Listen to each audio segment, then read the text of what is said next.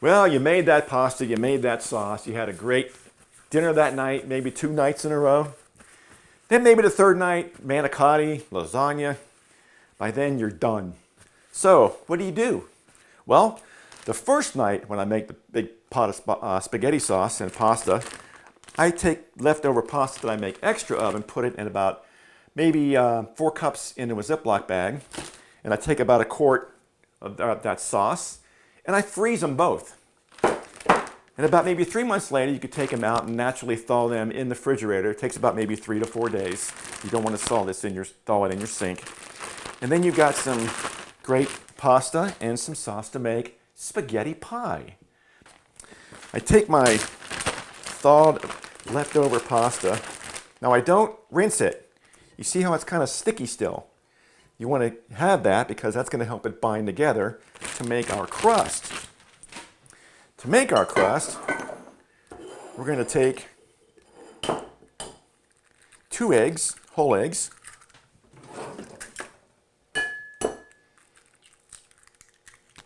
and we're going to add in a pinch of salt, pinch of cracked pepper to taste, and about 2 tablespoons of some dried chives. Now you can use fresh, but to me, if you buy it fresh, you're going to have a half a packet that's going to kind of get messy in the fridge after 3 or 4 days. We're going to bring this together. This is going to be our binder for our pasta here. Now, you noticed I washed my hands really good, hot soapy water. I'm going to make sure we do that before we get this all together because we're going to be using our hands. All right, now we're going to take some Parmesan cheese and get that in our pasta as well. About a half a cup or so. And before we fill our pie pan, we're going to spray it with some non-stick spray here. This is a 9-inch pie plate. Let's mix up our pasta here. I'm actually using angel hair here. I'm going to add it to our crust here. Now you notice I'm going to form it up on the sides.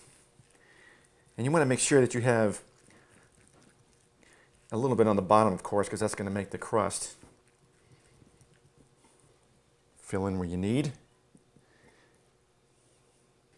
And we're going to give it just a little bit more, not a lot, of this Parmesan cheese. Now we're going to bake this at 350 degrees on the bottom of our oven rack. Now some ovens, when they go on to reheat, the broiler comes on as well to keep the temperature up. So on the top rack you want to put a sheet pan, not aluminum foil, a sheet pan to keep that broiler from putting too much heat on the top. If you burn the outer edges of the crust, it's no good. It's going to be tough to chew. You have to start all over again. So 350, it's going to take about 20 minutes. Now our crust is nice and firmed up here. By the way, it only took about 12 minutes because we use angel hair pasta. So 12 minutes at 350. And we're going to go ahead and get our leftover spaghetti sauce into our skillet here. Get that warmed up.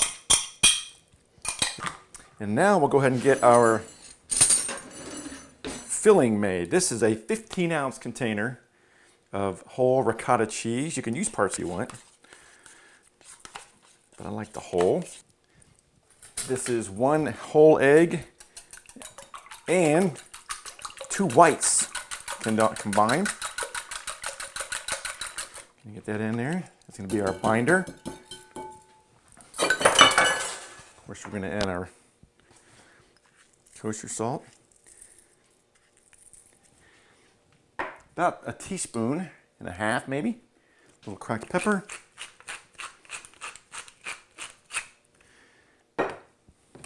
Some more of this fresh Parmesan cheese. I want that filler to have a nice flavor as well. And our secret ingredient, but you can't use a lot of it, just a little bit. I'm talking maybe only 2 scrapes. This is whole nutmeg. This is a microplane. You can use a regular grater, but you get a finer grind out of this. But No more than 2. If you go more, they're going to know it's nutmeg.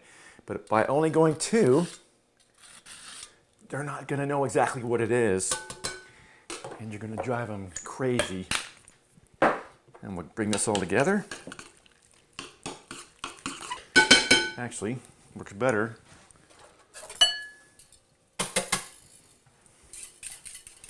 with a whisk. You're gonna want to add a lot of salt here. Don't do it. You over salt it, it's not gonna work out. It's gonna be really rough. So let them salt their own.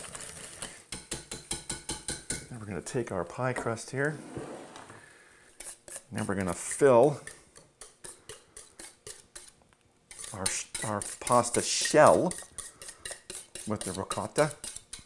Use our spoon here and really bring it out to our edge here.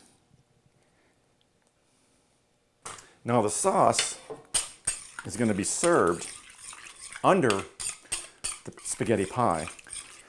But we're going to put a very thin layer on top. It's not going to take much.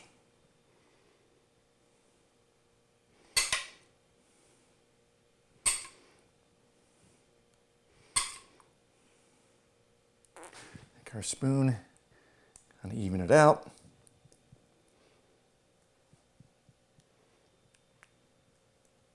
We'll top it with the shredded mozzarella cheese.